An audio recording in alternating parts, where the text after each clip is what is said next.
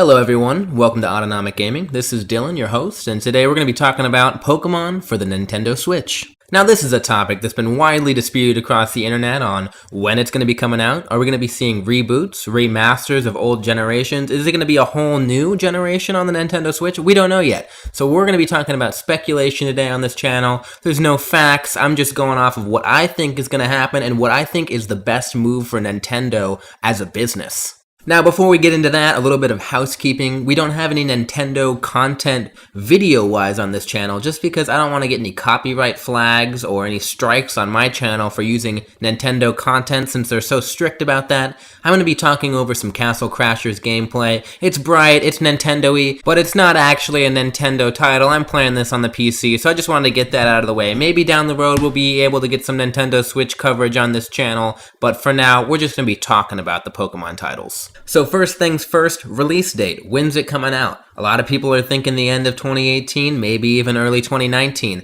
I think that largely depends on what Nintendo first-party titles actually end up coming out this year. So far, we know we have Kirby coming out. We've had some Metroid Prime 4 teasers, but I don't know if that's coming out in 2018. My thoughts are, if Metroid Prime 4 releases in 2018, that Pokemon is going to be pushed to 2019. But I don't think that's the only steadfast rule. I think if we see a Smash Brothers for the Switch, that Pokemon will also get pushed back. Nintendo does not want to use too many of its major first-party IPs in the first couple of years and not have anything to look forward to toward the mid and end of the life cycle for the console. Now, people may underestimate how much Pokemon is actually going to push sales for the console itself, not only for the copies of the game, but it will be a system seller for the console. People coming over from the 3DS and 2DS platform to the Switch. Eventually, you're not going to be able to get any more Pokemon core RPGs without having a Switch. Now, all of this being said, I am a pretty big Pokemon fan myself, and I hope we do see a core title in 2018. My only thought on why we would is Pokemon Ultra Sun and Ultra Moon came out in 2017, but it was not the main development team that worked on that game. It was a side development team. The main team has been working on a Switch title. Now, the big question is, what is that Switch title? Is it a new generation of Pokemon? Is it a port of a current generation? Or is it a remaster of a previous generation? Now, like I said at the beginning of the video, obviously, I don't have any of these answers. I'm just posing questions that I think are important to answer so we can figure out what's actually going on with this Pokemon title. And I think the best thing that could happen business-wise for Nintendo would be a full-on reboot, remaster of Kanto region on the Nintendo Switch. It is by far the oldest remake.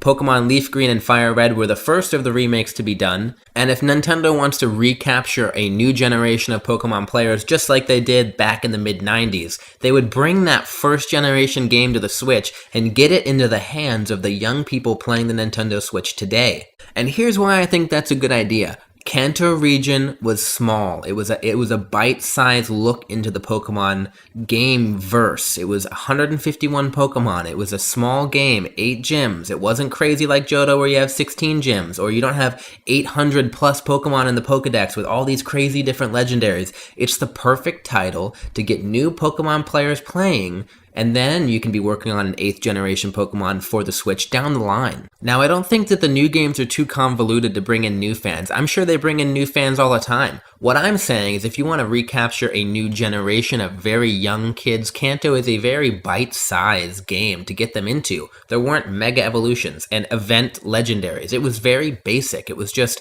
do these 8 gyms, capture these 3 legendary birds, beat the Elite Four, beat your rival. And it was the first time I played on my Game Boy Color. It captured my imagination. Now, I can't say that it would have captured me the same if the first Pokemon title I played was Pokemon Sun. I don't know if it would have. But the likelihood of Nintendo actually working on a Kanto reboot for the Nintendo Switch, I think is pretty slim. I think the most likely scenario is we're going to see a whole new generation come to the Switch. We're going to have 1,000 plus Pokemon in the Pokédex, and your Pokébank's going to move move from the 3DS over to the Switch, and we're just going to start anew there. Now, if it's going to be a 3D title like everyone is speculating, or if it's going to be a top-down title like it usually is, who knows? But come on, Nintendo, if you had a hole-in-one in your pocket like a Kanto reboot, why wouldn't you use it? I think that's the perfect answer. New people, Kanto. Switch, Kanto. It's just bring Kanto to the Switch. For the love of God, if you're just bring Kanto to the Switch. Alright, mini rant done.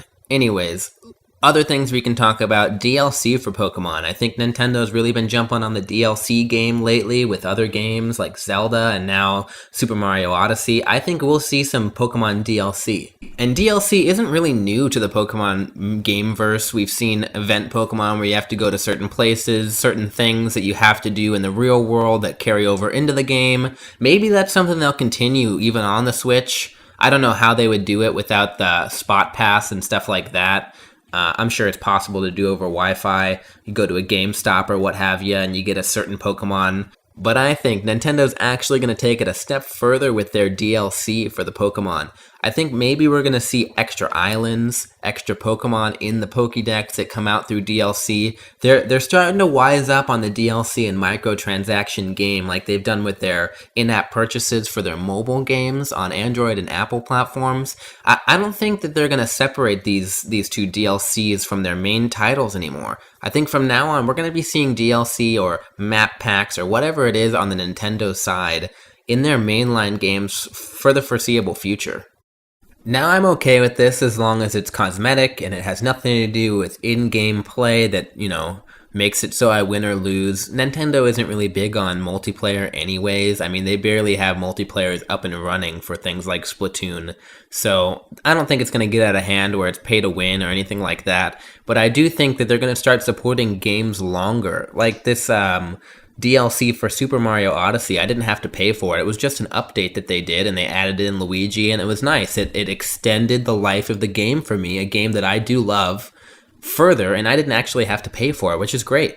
So that's something that Nintendo's been doing. I think that's something we're going to be seeing in the Pokemon title, where that's a title that's usually supported for a long time. It's not a yearly release like some of their other stuff. Nintendo doesn't really do yearly releases, but titles that usually get supported for a long time are their Smash titles and their Pokemon titles. They both have really big fan bases. So I wouldn't be surprised if they continued to update and add things to the game throughout the life cycle of the Switch until their next Pokemon title comes out. Alright everyone, that's really all I had to say about Pokemon for the Switch. This has just been kind of a speculation rant, nothing really newsworthy here, just my thoughts on what the best course of action for Nintendo would be business-wise to recapture fans. I want to know what you guys think down below in the comments. If you like this video, maybe give it a thumbs up. If you like the channel and the content, maybe give me a subscribe. Let me know if you guys want to continue to see Nintendo content or Nintendo news. Maybe I can work on getting some Nintendo games up onto the channel without getting copyright striked. But as always, thanks for watching. This has been Autonomic Gaming. My name is Dylan. I'm here as much as I can be in between school and work. And you guys have been great. I've been getting some comments on videos here and there that people like the content and they've subscribed. That really means a lot to me.